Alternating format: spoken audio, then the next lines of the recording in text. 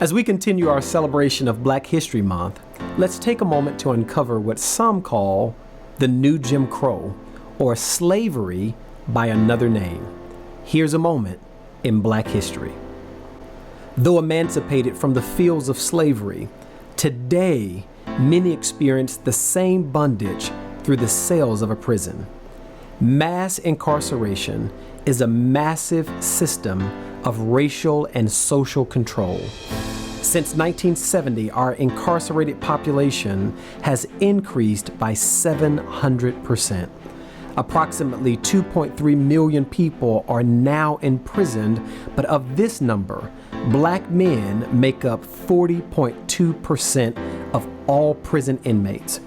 And though it may be hard to perceive, there are more African American men in prison and jail or on probation and parole today than were slaves before the start of the Civil War in the 1860s.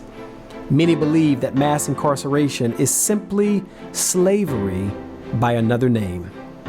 And though the 13th Amendment was written to abolish slavery, some fail to recognize the clause that allows for enslavement as punishment for a crime.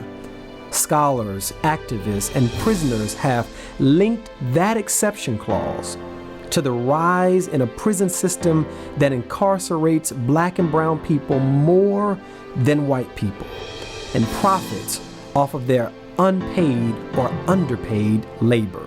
It is said that African American defendants are 11 times more likely to receive the death penalty than their white counterparts. 1 in 3 African American babies will end up in jail. Private prison developers use 3rd and 4th grade reading scores to determine how many future prisons to build. But while there is a long journey ahead of us, hope still remains.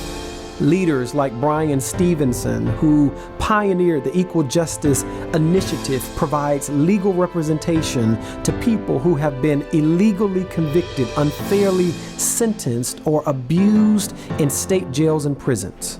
Author Michelle Alexander sheds light on this subject in her New York Times best-selling book, The New Jim Crow: Mass Incarceration in the Age of Colorblindness.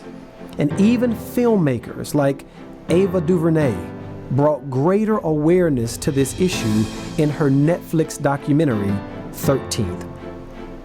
While private prison developers plan for the future of our young Black boys, so do organizations such as Einstein's Playground, Maranathan Academy, and the UNCF.